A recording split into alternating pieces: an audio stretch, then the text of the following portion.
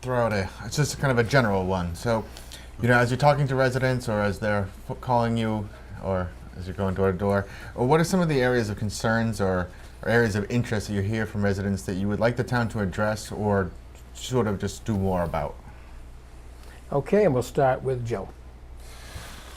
Well, working where I work, I hear quite a bit. As I'm cutting hair, I hear all kinds of things. And I'm going to be as honest as I can possibly be. The town is in fantastic shape. Residents are happy with their taxes. They always talk about traffic. Always.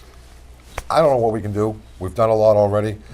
We've changed the lights on different spots. We've got grants to have lights all dedicated to be brought in to synchronize. As far as the residents go, I really don't hear any complaints. Everyone's happy with their tax rates. Everyone's happy. So in my mind, that tells me that we're doing a good job right now, and we're in good financial shape. Okay, thank you. Nick, same question. So, in my travels across the 11 square miles of Burlington, Massachusetts, I've heard a lot from people. The biggest one that keeps floating to the top actually winds up being communication. And the reason I say that is because as I've been talking to people, I bring up things like the master plan.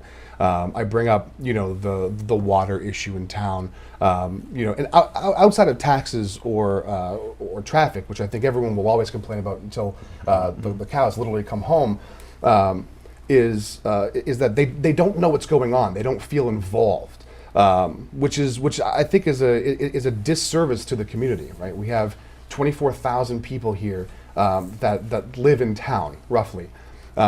And we are not doing everything we can to make sure that they're all well informed.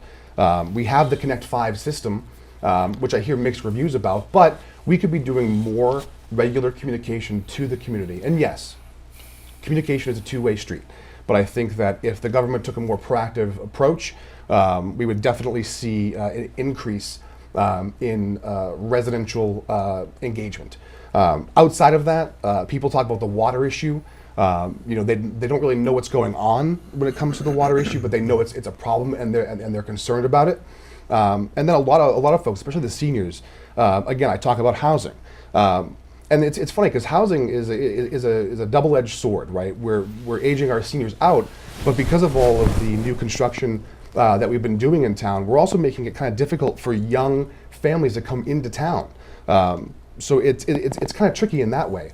I know some young couples, some young families like myself who just made it into town, really, and now there are a lot of folks who are finding it very difficult. So those are kind of the big ones that have been coming up. Thank you. And finally, Mike Runyon. I'd have to say traffic and housing. I hear about that all the time. In terms of traffic, we have made some improvements in town. We've applied for and received grant money along the Middlesex Turnpike in two locations, one at 3rd Ave, the other one at the Route 128 interchange.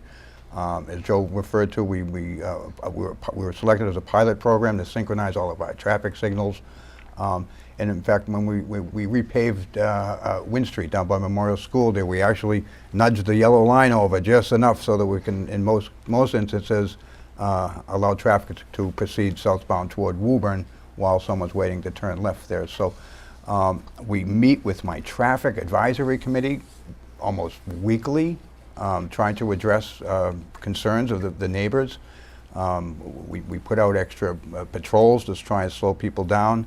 And by the way, we're constantly, every year in our DPW budget, we're putting in hundreds of thousands of dollars to improve our traffic signalization at all of our intersections, not to mention the roadways that we do.